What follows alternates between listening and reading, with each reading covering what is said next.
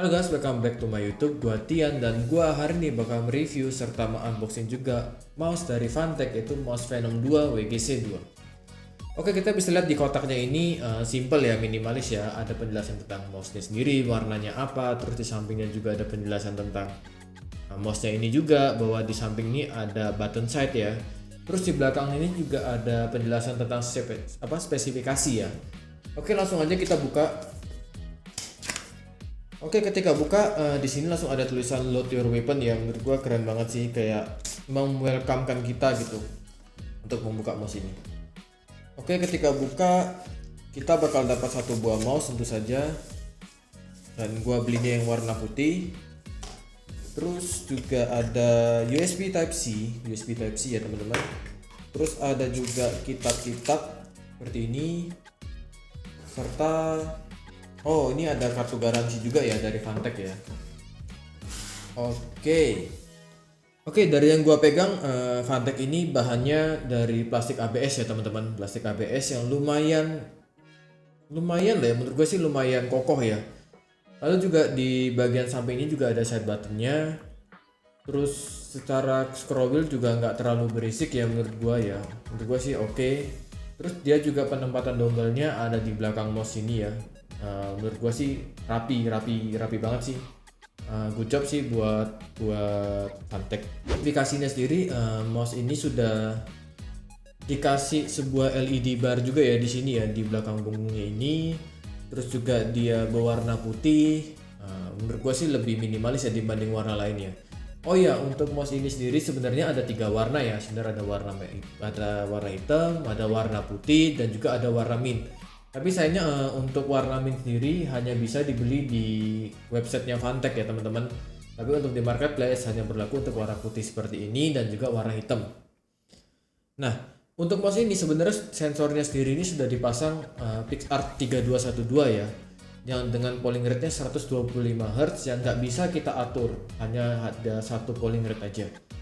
Untuk PixArt sendiri 3212 menurut gue sih sudah cukup oke ya untuk bagian produktivitas, gitu kita pakai produktivitas, bekerja, ataupun kita bermain game-game casual ya. Tapi untuk game-game yang berat nanti gue bakal jelasin kenapa mouse ini menurut gue sih kurang cocok. Nah gitu.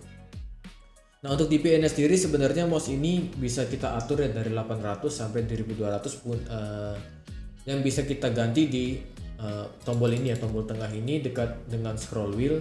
Tapi sayangnya kenapa Fantech ini nggak memberikan sebuah indikator di komputer maupun juga penjelasan sedikit di kitab-kitab itu ya. Sebenarnya indikator berapa sih yang kita pakai? Karena kan penting ya, mungkin bagi gua sih penting ya, karena kan gua harus tahu nih gua pakai DPI berapa.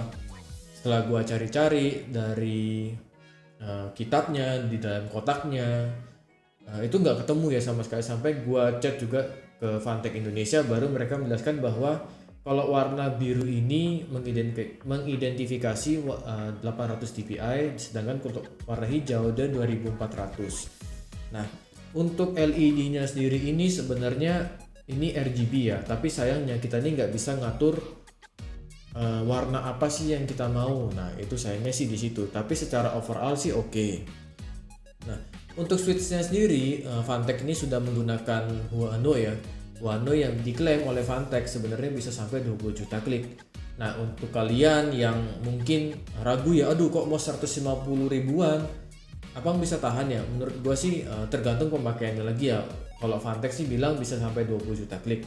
Tapi kalau kalian pemakaiannya kasar ataupun kalian banting-banting gitu ya, kalau main game ataupun apa, bisa emosi ya. Semua mouse pasti cepat juga rusaknya.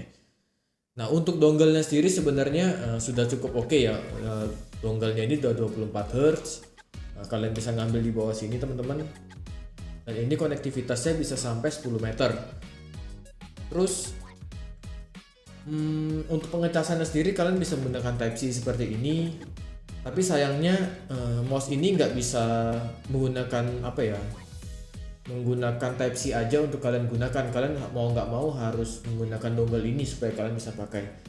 Sebenarnya sayang sih, mudahan untuk next gen-nya, untuk generasi Venom ini Fantech bisa lah untuk bisa menggunakan pakai kabel maupun juga pakai dongle, menurut gua sih gitu.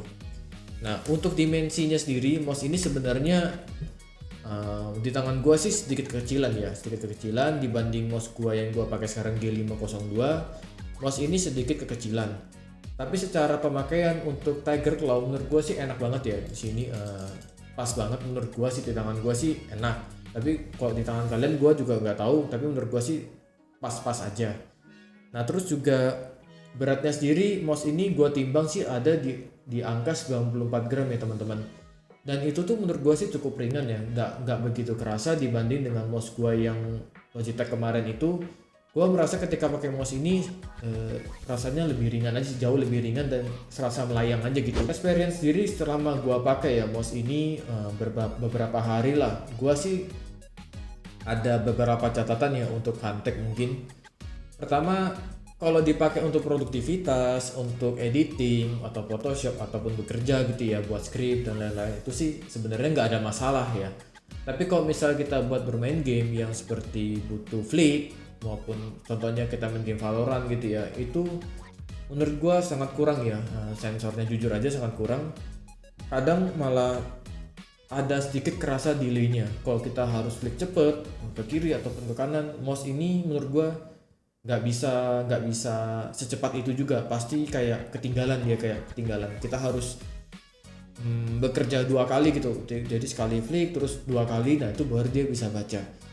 Nah terus juga ketika gua pakai ini di mousepad gua yang tipenya speed, itu juga kadang sensornya tuh juga ngerasa nggak bisa ngebaca ya. Gua nggak tahu apakah salahnya di mousepadnya gua atau gua nyoloknya kurang masuk atau apa, tapi gua udah coba berkali-kali, penyakit itu nggak bisa hilang ya.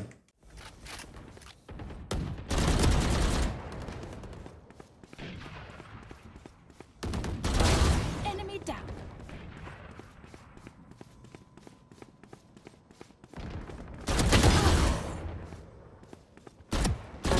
Got one. Oh.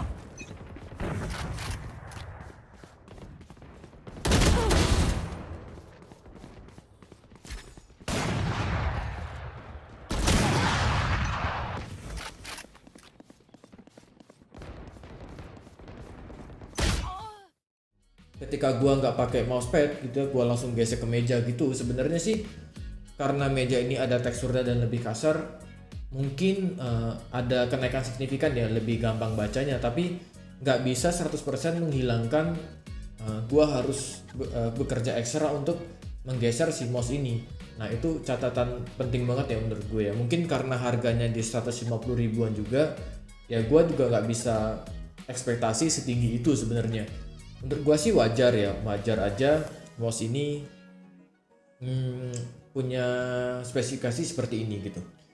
Nah terus yang kedua ya tadi gua bilang adalah kenapa USB Type-C nya ini kita nggak bisa pakai juga ketika untuk bermain ataupun juga apa ya, bermain maupun kita pakai kerja gitu tanpa dongle-nya. Sebenarnya kan bisa-bisa aja gitu loh. Tapi secara overall sih gua pakai sampai 2-3 hari sih nggak ada sampai kehabisan baterai ataupun apa ya sampai kehabisan baterai lah. Karena sebenarnya Fantech ini juga baik ya, kita dikasih dua option sebenarnya di sini, yaitu ada mode eco dan juga mode standar. Nah perbedaannya apa sih teman-teman? Nah di sini perbedaannya hanya di lampu LED-nya aja. Ketika kalian pakai mode biasa, ini lampu LED-nya nyala semua gitu aja sih. Kalau di mode eco ya karena kita butuh pengiritan daya, menurut gua sih karena ininya mati doang sih nggak ada berpengaruh sama sekali ya. Secara performa juga nggak ada keluhan sama sekali, semuanya sama aja. Dan menurut gua baterai 300 mAh nya ini cukup ya untuk pekerjaan kita sehari. Oh iya juga mouse yang di klik ini di samping teman-teman, ini kalian juga nggak bisa custom ya. Sayang banget sih sebenarnya, tapi menurut gua kalau misalnya kalian lagi browsing atau ya minimal paling browsing lah ya, browsing kalian kalau mau back kalian tinggal pencet ini. Pada mouse-mouse lain pun juga ada sih sebenarnya, tapi kalau misalnya Fantech bisa memberikan lebih, misal kita bisa custom ini, minimal ada aplikasinya, ini membantu banget sih sebenarnya. Ya overall sih sebenarnya oke ya buat bekerja ya mouse ini sebenarnya. Tapi untuk bermain game menurut gua sih nggak dulu mungkin ya.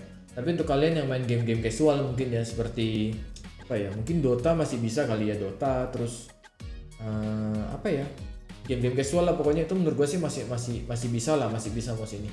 Tapi untuk yang lain gue no problem sih untuk sekarang. Good job sih buat Fantech. Mungkin menurut gue itu aja sih review dari gue. Kalian bisa bantu like, subscribe maupun nyalain lonceng ya, supaya kalian tahu kok misalnya gue update. Dan kalian juga boleh share video ini ke teman-teman kalian. Siapa tahu nih kalian punya teman lagi nyari mouse di harga 150 ribuan, sudah wireless, sudah looknya juga clean gitu ya, minimalis, bagus banget sih menurut gua. Bisa lah, ini Fantech bisa menjadi sebuah jawaban sih menurut gua.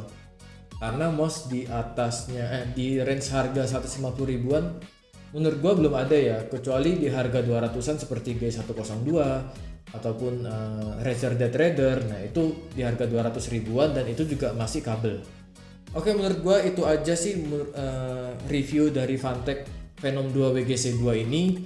Thank you ya yang sudah nonton. Gua tutup di sini. Gua Christian. See you in the next video. Bye bye.